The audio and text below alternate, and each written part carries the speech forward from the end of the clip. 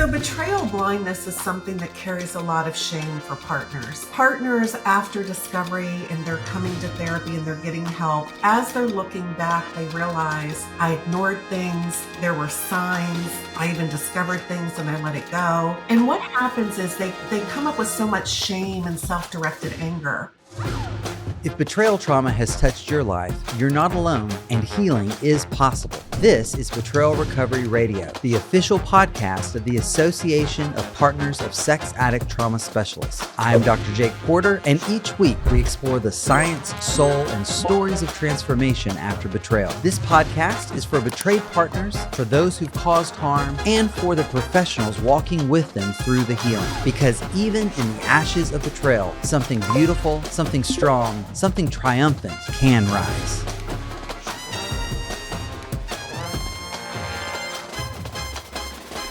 Crystal, welcome back to Betrayal Recovery Radio. Hi, Jake. I'm so excited to talk with you today. Oh, I'm just really excited that you're here. Thank you for taking the time, and thank you for this book you have written that we're going to be getting into. But before we dive into that, Crystal, you're known by a lot of people in the APSATS community, and but just in case someone doesn't know you, just introduce yourself. Who are you? Where are you from? What's a little bit about yourself listeners should know? Well, I'm Crystal Hollenbeck, and I have a private practice in Florida. And probably my biggest claim to fame is being Gigi to my grandson. Yes. But other than that, I'm actually a licensed mental health counselor, and my specialties are sex therapy, relationships, and trauma recovery. And so I see the betrayed, the betrayer, and the couple. And yes, and so today we're talking about betrayal, trauma, anger. So it's one of my specialties. I'm also a certified anger management therapist. Wow. And so I've been doing some research and some work with anger for some years. And I'm excited to talk about the book today. That is awesome. So the book is Betrayal, Trauma, Anger. That's the title, correct? Yes. And I want to start by just asking you, what led you to write this book, and why did you choose to center the book on the experience of anger? Well, years ago, with anger management, treating people who were betrayed and were not betrayed, but the anger factor that would happen, I created my SCIP protocol, which I think I've shared with APSATS before. And it's really based on research on how the brain works with anger, what we need to do to calm the brain and the nervous system. Because as we know, when we get angry, the amygdala in the brain goes into overdrive and our frontal cortex shuts down and we do crazy, right? We say and do things that are crazy. We don't behave like our normal self. And then when we calm down later, we're like, oh, could have handled that better, right? And so I was really doing some research on the brain, trying to help my clients manage their anger. And as I started to see more and more betrayed partners, I started to realize that their anger was really different after betrayal, and talking with them, helping them through that. And I couldn't find resources, Jake. I couldn't find enough specific resources. There are several books that may have some information in them on the anger, but I really couldn't find the resources for it. And for so many years, after a partner has been betrayed, the way that he or she will act is just not their normal self, right? Because we have three things happening. So when you're betrayed, you have post-traumatic stress symptoms. You have broken relational attachment, whether that's psychological break or a physical break where you actually end the relationship. And then on top of it, you've got complex anger, right? There's so many things that happen with anger. The grief starts immediately. You have the anger related to the post-traumatic stress symptoms. And so I was just treating a lot of people and just realizing there weren't enough resources. And I've always wanted to do a resource for betrayed partners anyway. But so that's how the book came about. That is awesome, because there really is nothing else out there that is focused on it, this particular subject, that gives it that much room and space. And yet I know, and working with people who've been betrayed, it's taking up a lot of space in their lives, right? Mhm. It's deserving of a lot more than, a paragraph or, one line in a list of emotions that they may experience. And you've started answering this question already, but it was one that I had on my list that I wanted to ask. So in betrayal trauma, anger, it is different. It's a different animal. um, in a lot of ways, it's intense, it's disorienting, and I'm wondering if we can just kind of keep unpacking that a little bit for our audience. Here's something I thought about, is that I've seen betrayed partners as I've experienced their anger. Part of it is like a righteous anger around injustice, right? And the reason why I wanted to start with that is because, and we can unpack this, this could take us in so many directions. Thank you for being patient with me, Crystal, as I get this incredibly long question out. I think it's important to validate the reality of like this righteous anger, because we also hear sometimes, oh, anger is a secondary emotion. Anger is this cover emotion for something else. Get underneath the anger, which I think that's possible, but it's not always true of anger. So just that was a lot to throw at you, but your thoughts on that? I'm so glad you said that, because anger is anger and sadness is sadness, right? Yeah. And so you're right. Oftentimes people want to minimize the anger and say, oh, that's just a sign of something else. And although it may be complex and that might be true, I don't know. You probably see what I see. Anger is anger. And of course, I have Yes. anger myself, and I'm definitely not sad. I'm angry, right? And Right. so I did a survey last year with betrayed partners, and it was entitled a Betrayal Trauma Anger Survey. And it's interesting that you say that, because 95% of survey respondents said that betrayal is an injustice, right? And Wow. we know that anger comes up when, anger is that healthy emotion, Jake, that tells us something's not right. That's right. And so, of Yes. course, it is an injustice. Also, 87% were angry with themselves and blamed themselves for not knowing what Wow. the betrayer was doing behind their back. So that self-directed anger is a really significant part of the healing process as well. And, I created a 7-phase model. I started watching my partners and just started to take more notes and kind of see what they were going through with anger. Yes. And, so then I developed these 7 phases that are in the book that talk about the anger. And that Yes. first phase, which is the crisis, is what you're talking about, right? They are so shocked about the injustice. It's so overwhelming. And when something happens that's not supposed to happen, the brain can't take it in. Your brain literally is doing Right. this, right? And so it starts to send you into that crazy with anger right from the Yes. beginning. Yes. Yeah. I want to get into your phases, because I think that is, that's so helpful. It brings so much clarity. But before we do that, there's one other thing, kind of intro wise, I want you to share about, and that's the metaphor that you use of the bull and the matador. Um, how does that image reflect the experience of the betrayed partner? Mm-hmm. Well, so at least it's interesting to me. I'll tell you how that I came. thought it was. Thank you. Yes. I think it's so interesting. So, and I explain this in detail in the book, and you'll see the cover of the book also has a matador and a bull. Yes. So Yeah. what happened was I was starting to think about the cover for the book, and I thought about anger. And so I thought about seeing red.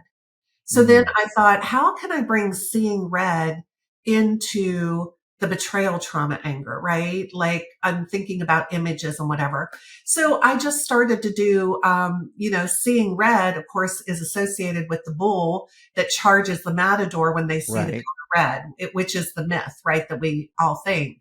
And so I just started, I was sitting on my couch one evening and I just started researching a bullfight. Hmm. And to make a long story short, there are several similarities between a matador and a bull and a betrayer and the betrayed. Mm, And What happens with the betrayed is it's an unfair fight, right? So when you're being betrayed, you are being abused, you're being deceived. Sometimes you're making major life decisions without all the information you should have. And so that's what's happening with the bull, right? The bull, before it comes out into the arena, is being um, deprived of food and water, is being stabbed with spikes. It is so disoriented. By the time it comes into the ring, it seems like it's crazy. And that's how the betrayed partner is, right? When you Yes. realize that everything you knew isn't, what you thought wasn't, and you don't even know this person that you loved and adored and trusted with your whole sense of self, you feel crazy. You act Yes. and behave like you're crazy oftentimes. Whether we are suppressing anger or we are expressing anger, the trauma of discovering that you have been deceived by the person you trusted the most, it makes you act like a crazy person. Just Right. like that bull coming in the arena, and you think about the matador, right? He or she, it can be either, is dressed in this beautiful outfit. The Yes. crowd is cheering. It's supposed to be this brave, strong man or woman. And yet we look at the betrayer. Before discovery happens, at least in my practice, what I see with most people, and what's also my experience, is the betrayer is a man of strong spiritual character. Everybody loves them. They're generous financially. They are the person that people go to and look to, right? They are looked at and admired. And so I Yes. started off with that, right? I just started as I was researching. I'm like, wow, this really represents what happens with the betrayer and the betrayed. It's, I thought it was a brilliant metaphor. I loved it. It made so much sense. And you've already, again, we're so in sync, Crystal, because you're already anticipating where I was going. I pulled a quote from your book. You're Mhm. not crazy. You're angry, and you should be. And I think that metaphor, it just so validates that reality. Right. And you write about betrayal, blindness, and gaslighting, and how these dynamics keep the partner stuck in that shame, like that bull before it's let loose into the arena. Mhm. Yeah. That's So, absolutely right. but, and I'm just aware, I try to remind myself that sometimes we have listeners, and this might be their very first podcast to ever listen to on betrayal at all. Right. So I just want to take a minute. Betrayal, blindness, and gaslighting. Can you Mhm. talk about that for just a second? So betrayal blindness is something that carries a lot of shame for partners. Partners, after discovery and they're coming to therapy and they're getting help, as they're looking back, they realize I ignored things. There were signs. I even discovered things and I let it go. And what Yes. happens is they come up with so much shame and self-directed anger. So what I explain is betrayal blindness is simply you're just so afraid of what if what you think is true is true. The consequences of what could happen if what you think is true is traumatizing. That's right. Who wants their whole life devastated? Who wants to lose 50% of their children? Who wants their financial situation to be changed?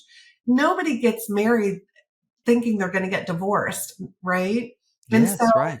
that what I try to use that betrayal blindness to just remind them of is that would be a natural response. Yes. When you're living your best life and things are going well and you have children, you have obligations, you have family, you have community, right? The thoughts of all of that being destroyed or upset or just the unknown fear of what could happen if what I suspect is true.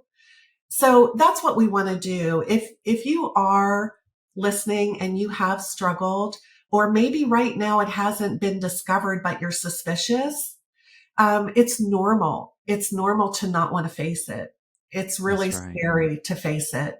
Yeah. And sometimes you need help to face it. So if you don't Yeah. have a coach or a therapist to talk to, maybe just start talking to somebody about what you suspect, so they Mhm. can help you to have some support with that. Yeah, that's so good. And the one piece that I often add to that when I'm talking to partners about this is also, when you just take a step back and think about it, there's nothing pathological about trusting your partner. In Mm-mm. fact, that would be the normal. I usually hate using that word, but here I'm okay with it. That seems like that should be okay to do. So there's nothing pathological about it. And yes, what would it mean if? Okay, Mhm. and how about gaslighting? Mhm. Can you talk Yes. about that for just a second? So gaslighting is crazy making, right? Yeah. What gaslighting really is it's when someone is trying to change your perception of reality. And Mm, so you may ask your partner something. So, for example, I have an example in the book of a couple that I've seen, and he came back from a trip and she found a bra in his suitcase. And he said, oh, well, I must have just, when I scooped my clothes up off the bed, it must have been a bra from the person that was in the hotel room before me. And she's like, no, no, that doesn't sound rational to me. And then what he started doing was, what are you accusing me of? What's wrong with you? You're always suspicious. So in other words, he starts to gaslight her like yes. she's the problem. There's Right. something wrong with her, right? He hasn't done anything wrong, right? There's something wrong with her. So then you start to question yourself. Okay, well, could the maid have missed it and he just scooped up his clothes? So Wow. gaslighting starts to make you question yourself. It comes from that 1944 movie with Cary Grant, right? And Yes. there's a husband that's trying to drive his wife crazy so he can get her Yes. money, her family jewels. And Right. that's what it's all about. Let me try to make you think you're crazy so that I can keep doing what I'm doing secretly. And so that's what they'll do. The gaslighting is just setting you on. I always say it's like they're setting you on fire and then Mm. asking you why you're burning, right? Oh, Why are you upset? They just set you on fire, but why are you burning? Like, why are you yeah. so upset? Like, what's wrong with you? Why would you even Yeah. question me? And so, yeah, that's a very important part too that makes you feel like you're crazy. But you're Right. not crazy. You're being gaslit. And that's where you get all that self-directed anger because then you start to be angry at yourself. You're angry and confused. You can be irritable quite a bit. But then you can't trust your intuition either when you find out, like, oh, I knew it. After discovery, then you're like, I knew it, right? Yes. So there's a lot of things, Jake, that just contribute to making the betrayed partner really feel like she or he is crazy. Yes. And for years in our field, this, unfortunately, for many years, the betrayed partner was pathologized, That's right. told they had a personality disorder. They were angry and bitter. They just needed to forgive. The problem is them, right? That they need to create. This is something that just burns me when I hear somebody say, oh, well, the partner just needs to create safety for their betrayer to tell them the truth, right? Right. Telling the truth because I mean, how many therapists and podcasts I've heard that on where no, no, no, the betrayer Right. needs to learn how to tell the truth no matter what the truth is. And whether the partner gets upset or not, is irrelevant to being told the truth. So yeah, lots of crazy Yes. making. Yeah. And these are concepts, I'm familiar with, but even right now, as I'm listening to you talk about them and unpack them, one of the voices in my head, yes, I said voices, there's several of them, but one of them was saying like, of course someone would be angry when when all of that, when that bubble bursts, right? When the smoke dissipates and reality comes crashing in. Oh my goodness, of course I would be angry. Yeah. So let's talk about your calming phases. I love a good acronym, and this is a good acronym. Okay, my clients get sick of all my acronyms, but I love this. And so you already talked about crisis a little bit, but let's kind of revisit that. So the and well, and I guess first I should say this: these are not linear phases, right? Mhm. Right. So You're absolutely right. Of course, the first phase you enter into would be the crisis phase, but you can come back to that phase at any time yes, along the journey. So right. yes, it is nonlinear. Yeah. So as we move through these, even though we'll take them in the order that spells calming, I just want our listeners to know it's not like this nice, neat, tidy process, unfortunately, right? So crisis, let's talk a little bit more about that. So describe the crisis phase and what the anger particularly is like there. So when you enter into that first phase, that's after discovery. And obviously that's the crisis phase. When I did the survey for the book, the word that was used repeatedly over and over and over and over and over again was devastating. It's like your life is just devastated. You're devastated in every aspect. So you get sent into the crisis phase. So yes, I use the word calming to show you the different phases. In the crisis phase, what's happening is your anger is out of control. It's literally out of control. And then when it gets out of control, it's shameful. A lot of times I learn some of the things that the betrayed partner's doing when they're angry. I learn it from the betrayer. And trust me, they're afraid to tell me sometimes, right? Yes. Because they're like, hey, I deserve it. Whatever they want to do to me, I don't care. I deserve it. And so as clinicians, we have that difficult time trying to be able to say to the betrayed partner, listen, you have every right to be angry and want to hurt them back, but you can't, right? That's not right. And so what happens though is, of course, they get upset. I mean, I've heard story after story where they're hitting, punching, cutting, throwing, breaking things, doing, just a lot of things they would never do, by the way. They would never do had they not just had their life turned upside down. It's not their normal character. Which is why they feel shame afterwards so often. And then the shame can turn into that self-directed anger that you were talking about. So what word would you have for a listener who says, that's me, that's where I am.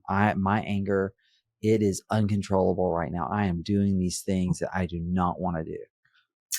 So I have a lot of information in the book for you about, we don't want to associate anger with aggression. And for years, sometimes in anger management in the past, that would be promoted. Go to this room and break a bunch of stuff, break stuff for to you feel better. So there's research out now that has been out. And of course, I've always promoted, we want to associate the brain with anger to calming. We want to calm the brain and nervous system down. And so I give a lot of information about that in the book. But during that crisis phase, first of all, just know that that's normal. It's normal to act and feel crazy. But what you want to do in that first initial phase is you really have to focus on self-care, because you're not going to be able to do, I can give you skills all day long. You're not able to do a lot of those. I mean, I recognize that, right? But what we have to do is focus on support and self-care during that crisis. Well, hello there, listeners. Thank you so much for joining us for this podcast. As you know, this is the official podcast of the Association of Partners of Sex Addict Trauma Specialists. This is an incredible nonprofit that has lots of things going on to fulfill its mission to educate and empower betrayed partners. So let me just let you know a few of these things very briefly. You can find out more about all these things I'm about to mention at apsats.org. On Friday, August the 1st, from 12 to 1 p.m., there is a 1-hour continuing education event by Casey Allison, an APSATS certified coach, and exponential opportunity supporting perinatal betrayed partners. An incredible opportunity to hear about how to help betrayed partners who are right around that time of birth. Also, on September the 5th, another Friday, another 1-hour opportunity. Jessica Edens will teach how to start and facilitate a successful partners group. Jessica is a board member at APSATS and is also presenting later in the month, beginning September 11th, Betrayed Families, Support for Children and Families Training. This takes place over a few weeks live via Zoom.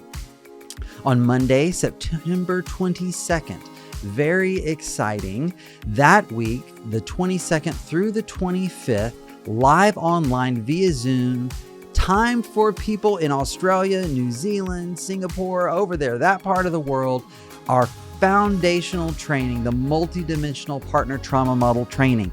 If you have not taken this training and you work with betrayal trauma, you need to get in on this, and especially if you're around that part of the world where this will be during your daylight hours. However, if that's not going to work for you, also very exciting, for the first time in several years, there will be an in-person opportunity to take the multidimensional partner trauma model training.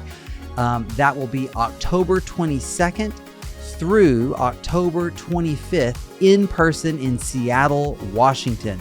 Find out more about all of these events at APSATS.org. Also there, you can claim a free gift, APSATS.org/podcast, where you can get a free download, Expectations, What Should the Betrayed Partner Expect from the Betrayer in the Therapeutic Process, a free download from Dr. Crystal Hollenbeck.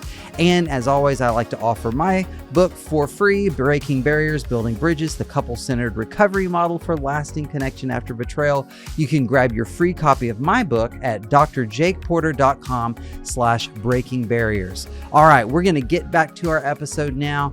But I do want to say, if you can, please follow us on your favorite podcast platform, or share our episode with others who could benefit from it. That will really help us climb the rankings and get this word out to more people. Okay, and then the A is awareness. So unpack the awareness for us. Mm-hmm. Yeah, so you move from that crisis into awareness usually after you get what we call a full disclosure. So when you're in the crisis, you're staying up all night long searching for the truth. Like, what happened? Right. What did? You want to ask questions, Then you're moving into awareness because now you have a full disclosure. Now you've become aware of what's been going on, right? And so now your anger moves from being out of control to intense. So there's a lot of shame that you carry into that awareness, because now you're ashamed of what your partner's done. You're ashamed if you stay. You're ashamed if you have to leave.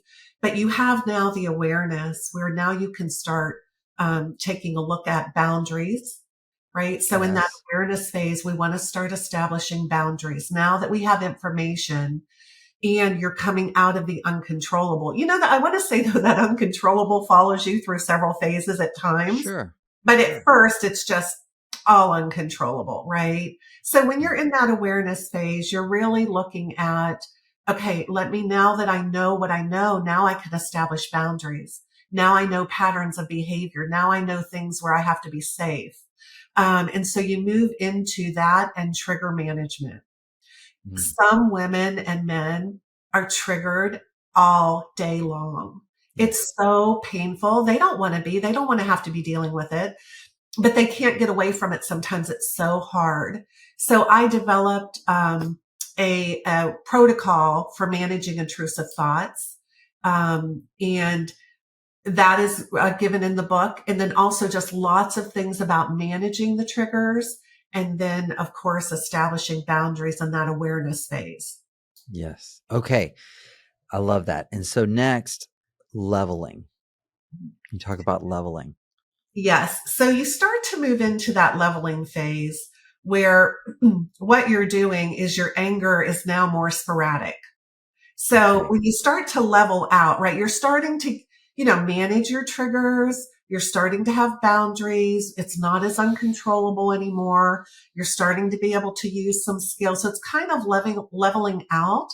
But you know how it is, as soon as you start to feel like maybe I'm a little not crazy, then all of a sudden it hits you out of the blue. So it's more sporadic. As you're calming down, then you'll just be blindsided by it. Like, oh, I was doing so good. And then I just had an anger outburst. There's new things that you need during that leveling stage, like healthy communication skills. You also need to be assessed for mental and physical health diagnoses. So during this time, you're not yourself. You're going to be impacted physically and mentally.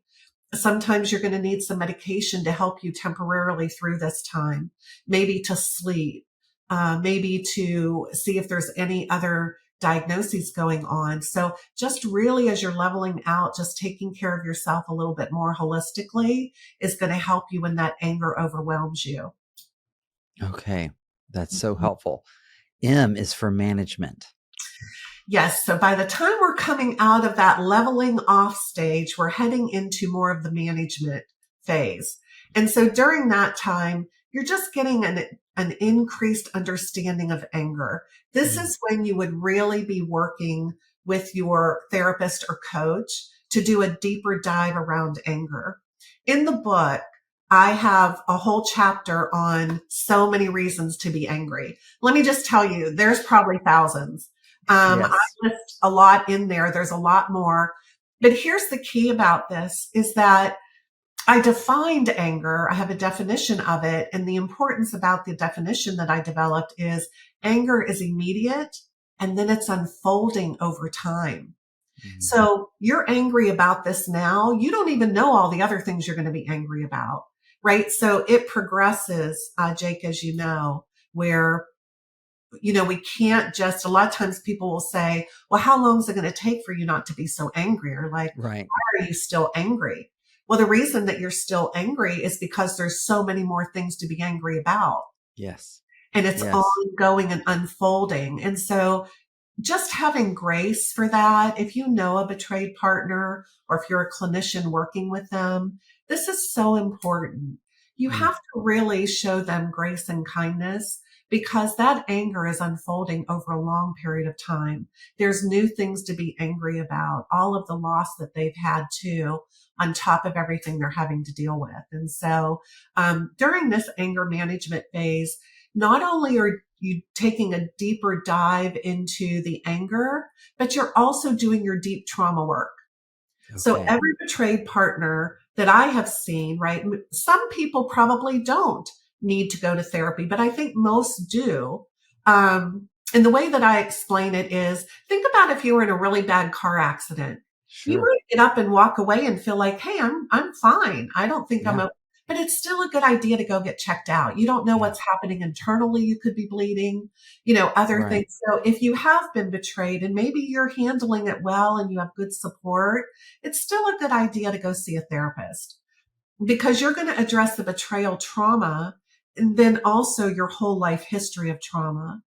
And Jake, I'm sure you see this. You do intensives as well. Oftentimes, both the betrayer and the betrayed have unresolved trauma from the past. So in Sure. addition to the betrayer being betrayed by being caught and the betrayed being traumatized by finding the information out, they probably both have other things in their history. So during that management phase, that's the deeper dive into the Okay. trauma work and the anger work. Yes. Okay. That was wonderful. And I can absolutely see how what you just described of doing that deeper work leads into this next phase of intuition, which is beautiful to watch unfold. So can you talk about the intuition phase? Yes, this is such an important thing. I don't think I've Yes. ever met with a betrayed partner that didn't say, I can't trust my own intuition now. That's right. That's I right. can't trust myself. That's And right. I actually have a quote in the book from one of my clients. She said this so perfectly when she said to her husband, you turned me against myself. Ooh. Yeah. Now I can't trust myself. So it's not bad enough that I can't trust you, but Yeah. oftentimes, and so I really explain in the book, I really value the partner's experience. And I'm not going to argue with you when you say I can't, trust myself. Sure. So what I do is I give a lot of examples in there and questions that you can ask yourself. What contributed to maybe why you stayed, maybe why you picked the partner, all these questions you ask yourself, right? I'm over here, like I'm sure you are going, oh, but you didn't do anything wrong, right? If Right. you could just, Sure. Yes. That's what we want to say. yeah, Yes. right. And You're right. it's so true, but I want them to be able to explore what in my life did contribute to some of the way I'm feeling. Mm. Maybe I accepted the unacceptable at times. What contributed to that? They ask the question, why am I staying? Of course, I'm like you. I always say, you don't ever have to regret loving somebody who's unlovable at times. You don't ever have to regret giving somebody the opportunity to learn from what they did wrong and earn your trust back, right? You don't have to regret showing grace for that. But obviously, if they continue to abuse you and betray you, then we're having another conversation. But betrayed partners, they want to stay for lots of reasons. And I want to remind everybody too that the betrayer has a lot of good qualities. There are reasons that that decision to stay or leave is so complex. Yes. Because this betrayer needs help. Nobody lives their life saying, hey, I want to go destroy everybody I love and disrupt our life. Right. And, Right. so understanding that it's okay to stay. In fact, I want to say 85% of the survey respondents were actually staying in the relationship with their partner. And Wow. so most people want to stay. They've invested their life Yes. in this relationship. Yes. Yeah. And I'll just say, with the time I got to spend with the book, I thought those questions, I mean, I was thinking of clients who I was like, they need these. They need these, because you're right. Those words, I want to say you didn't do anything wrong. I want to say it wasn't your fault. But if you don't trust yourself, you don't trust yourself. Mm-hmm. And what I've seen is when betrayed partners will engage those sorts of hard questions. They're hard questions. You know, but there is so much to gain on the other side of that. And typically what I see happen is when they restore trust with themselves, it is a rock solid trust, like way beyond whatever they had before. Mm-hmm. Yeah. You're so right. Two things about that. One is you really can't ever trust your intuition anyway. We give the Right. intuition lots of different names, my gut feeling, the Holy Yes. Spirit, whatever we're giving that intuition, that little small voice that talks to us, that nudges us that something's not right. We never really know if that's true or not until after the fact anyway. And so what we do is our intuition is one part of what we That's right. pay attention to. And so Yes. I try to help clients understand that your intuition is just one part. There's all of these other things that contribute to it as well that we talk about in the book. And so all of the partners come back at the end to realizing, oh, well, maybe the reason I do this or that is because this happened to me. This example was set for me. This is what I believed. This is all I knew. And you still come back to where we like to tell them, Jake, which I think is truth. You didn't do anything wrong. That's I right. don't care if you wanted to believe, if you ignored, you were trying to survive while you were being abused and deceived and didn't even know you were being abused and deceived. Thank you. Mhm. Yeah. Yeah. Those can both be true. We can Yes. learn and we can grow, and we can discover that we've had blind spots or old scripts in our head, and it's not our fault. We didn't do it. Yeah. Thank you. Okay. So after that, then there's two more phases. Normalization is next. So let's talk about being normal. Mhm. So, for so long, right, we're talking about being crazy and you Yeah. really feel crazy for a long time, but you do then start to settle into a new normal Yeah. where you're starting to feel more like yourself again. You've had some growth. You're managing yourself. You've had some trauma work. You're really settling into the new normal. That betrayal is part of my story, but it's not my whole story. When you come Mm, into that crisis, you just feel like this is my life. Like this is everything about me. None of my memories are okay. I mean, it just consumes you. When you're coming into the new normal, you're really starting to realize, okay, I've survived this. You're getting the help that you need. You're healing those wounds from trauma. And so you come into a new normal. It's a new acceptance, also a new relationship. If you stayed in the relationship with your betrayer, or if you left, you're learning to live single, or you're learning to maybe be in a new relationship. But it's a new way of living, right? This is where we address some important aspects in the therapeutic process, like healthy sexuality, like forgiveness. mm, So these are all secure attachment, right? These are yes. all very important aspects of this normalization phase. So now that you're kind of normal, you're able to manage your anger well, you're aware of triggers, your triggers are less often. and you're really just feeling like a little bit more balance and healthy. Yes. So that's what happens during that um, normalization phase. I always tell everybody, look, you're going to feel crazy for a while, but I promise you, you will feel normal again. It may just Yes. take a little while. Yes. Absolutely. Absolutely. And then finally, grief. Grief, which I talk a lot about grief. I think this is so, so important. And I love setting anger in the context of grief, or maybe it's the other way around, grief in the context of anger, or both work. So talk about grief and particularly how the anger fits in there. Yeah. Yeah, my views really align with yours about grief.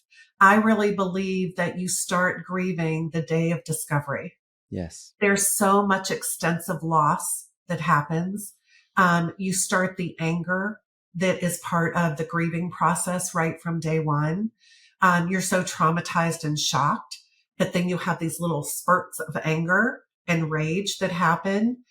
And I don't believe that you ever stop grieving. So I believe that we learn to live with life experienced grief, is what I call it. Yeah. I think we're always going to be a little sad. I don't Yeah. think it's going to be overwhelming, but just like Right. with any loss, with any trauma, with any experience that you survive and go through and heal from, I explain it as trauma wounds. So if you Mm. were thinking about physical trauma wounds, right, and you had a bunch of them and they were bleeding and open and painful, it's going to take a little while to heal those wounds into scars. But when you heal them into scars, what happens with a scar? You don't think about it very often. Every once in a while, you see it and you remember how you got it and you're a little bit sad. I have a scar on my forehead where someone had hurt me. And it's so interesting. Every single day, I wash my face, I do my hair, I'm looking in the mirror. I don't even pay it like it, I don't even see it Right. most of the time. But every once in a while, I'll notice it and I'll just feel a little sadness because I'll remember how I got it. Mm. Wow. But other than that, it's not even a part of my life. That's how trauma healing happens, right? I have partners tell me all the time, "Oh my goodness, we went to a movie today Yes. and there was an affair scene on there and I didn't even realize it till we left the movie. Like I didn't get triggered. We were okay." Those things happen. You'll have dates, right? My discovery Yes. day was tax day. Oh, So as if yeah. tax day isn't bad enough to try to Right. get everything in on time to your accountant, Right. you have to do everything. So, but I remember it took me a couple of years, as it does often with Yeah. partners. That remembrance of that day is just triggering and painful. And then I remember there was a year that it came and went, and I completely forgot, right? So Wow. that happens a lot. What will happen Yes. is as you heal, and the reason is the way the brain works. So the brain is taking in new memories, which this is so important as a couple healing. As a couple, I really encourage you when you get to the normalization phase, create as many new memories that Yes. aren't related to trauma and pain as possible. Right. Because as your brain takes on new memories, you do forget the old ones until Yeah. something brings it to your mind. It's Yes. kind of like if you get with, like when I get with old girlfriends and we're sitting around talking and they'll bring something up and I'll be like, "Oh my gosh, I completely forgot about Right. that. That's right." Yes. So that's how trauma healing happens with you as an individual as well. And then, of course, post traumatic growth is part of that grieving process. And that just means, there's a Bible verse that I always look to when I think about post traumatic growth, which is God will bring good out of what was meant for evil. Yes. And I think that's what post traumatic growth is.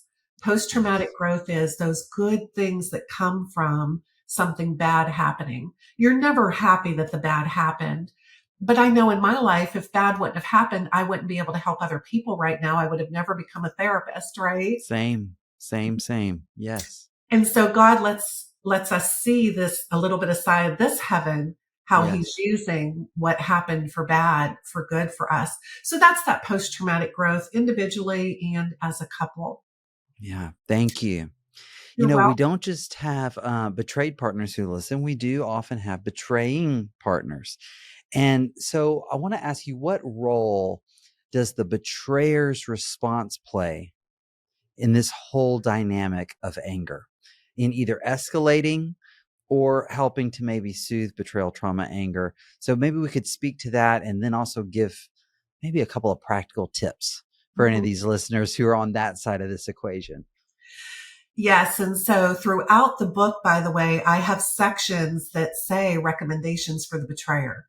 Yes. And so I think this book will help the betrayer and the betrayed. All of the skills and recommendations can help both. And so just know that if they want to read it too, it's for both, the betrayer and the betrayed. I believe both of you are traumatized. Both of you need healing. You're not a horrible person. It's the number one thing you need to remember. If you are a betrayer, you're not a horrible person, but you've done some horrible things. You've really hurt someone that you love. And so understanding that too, post-traumatic growth is good for you too, because you become a better person. You learn things, you get Yes. healing. And so a lot of good can come from that as you go through it. But while you're going through it, it's pretty rough. And Right. unfortunately, what happens in that calming stage, or I'm sorry, in the calming model, the crisis phase, is when your partner is so angry and upset, they need you to be there for them. They need you to take a breath and stay present and look at them. It's so hard for you, Jake. I don't know how some of the betrayers I see do it. It's really hard, but you have to learn to do that. You have to Yeah. get your own therapist. You have to be able to use these calming skills and self-care and what they need from you. And this is in the book. It came out of the survey, and I give a whole chapter on how the betrayer can increase or decrease the impact of anger with their betrayed partner. So, and this is based off of the betrayed partner telling me in the survey, here's what the betrayer can do that increases my anger or decreases it. So one of the number one things is they need you to be there when they're angry, right? And listen, the anger we talked about earlier can be insane, right? It can Sure. be so out of control, and it can be obviously directed at the betrayer. So what I say is, obviously, if it starts to become abusive, Right. what can be happening is what we call reactive abuse, where the betrayed partner can only take so much, and then they become abusive themselves, right? In reaction to being abused. So I want the betrayed partner to know, or the betraying partner to know that, listen, I don't want you to be abused either, and you don't deserve to be treated badly. Right. But if you can learn to take a breath and sit there and hold space, we call it hold space in the therapy world, just sitting there while your partner can either vent, or if you can stay in and Yes. ask questions, ask your betrayed partner, what can I do for you when you get angry? Can we decide together? Could we explore and discover how I can be a help to you when that happens? But oftentimes what happens, which is natural, is the betrayer starts to get angry back or shuts down and withdraws, Yes. right? And then they can get just as, nasty and upsetting and breaking things too. And so what we want to do is, if you can just connect anger and calming, right? I chose that word calming for a reason. We want to connect those. When you get angry, calm down, take a deep breath. Don't talk. Be quiet for a minute. So that's the advice I would give to the betrayer. You matter. You're important. You're going to be angry too. Everything I put in the book is for you as well, to be able to care for yourself, manage your anger, learn how to communicate with your partner. And if it ever does get abusive, then you would just establish a boundary to say, I want to be here for you when you're angry, but right now I'm shutting down and getting defensive, and I don't want to hurt you right now. I'm going to take a 10-minute break, and then I'll come back and talk with you more. Right. So And the then come betrayer back. can come back. Yes, Yes. you have the voice when you're coming back and come back. But Yes. that helps just de-escalate, Yes. right? And I Yeah. want the betrayer to be empowered to know that your betrayed partner, she doesn't, or he doesn't want to hurt you. Yeah. They're so overwhelmed and That's right. traumatized. And I just want to remind everyone, there's three things happening at the same time. That betrayed partner has post-traumatic stress symptoms. They have broken relational attachment with the person that they were the closest to, right? They had the Right. strongest bond with, and then they're having complex anger. because Yes. there's so many things bombarding them every day to be angry about. Yes. So this is going to be my first attempt to articulate something that's been cooking in my mind for a while, but as I'm listening to you, it's bringing it up for me. So I'm going to give it a stab. And if it's bad, we'll just cut this part out. But, I'm thinking about this, the picture you just painted of this scenario, right? Where a betrayed partner is angry and the betraying partner is needing to stay present, to hold that space, right? And you mentioned a Bible verse earlier. I'll throw one out there from 1 John 4, that perfect love casts out fear, and that there is no fear in love, right? Talks about that, and seeing these two as an antithesis. And here's where I'm going with this: is that if I fear you, that gets in the way of me loving you.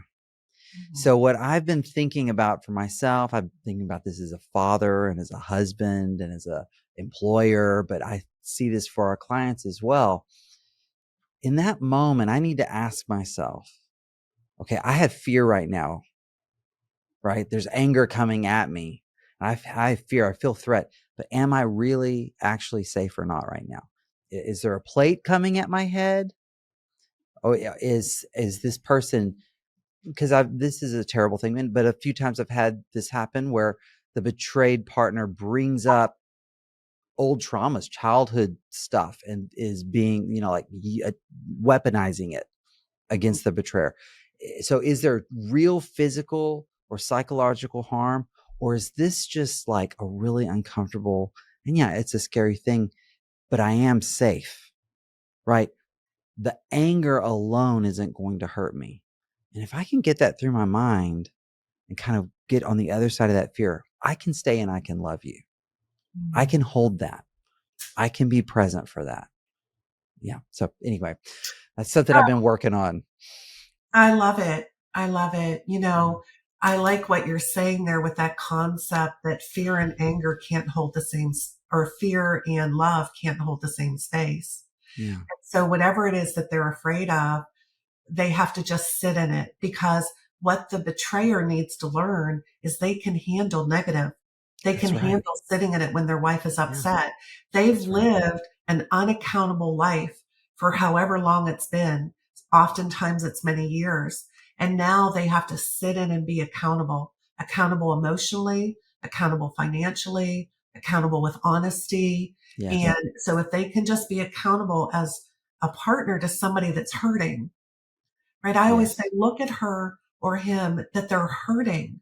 If they Yes. had just sliced their finger open, you'd run over there and you would be right there. Even if they're yelling and screaming and whatever, That's you could right. That's help right. them. So you're Yes. right, Jake. If they could just think about, can I help you? Yes. Obviously, if I'm going to be in danger and you're doing something, there's real danger, then I have to have a boundary. But other than that, can I just help you while you're Yeah. hurting? Help you Yeah. by staying here, help you by being present, help you by letting you know you should be angry at me and that's okay. I can handle it. Right.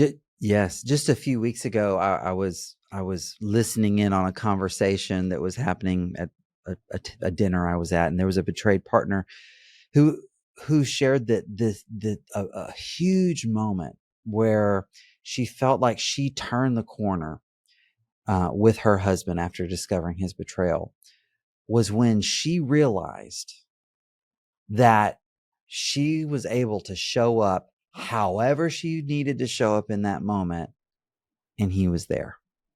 She could be a pool of tears on the floor. She could be apathetic and, distant, or she could be a raging bull.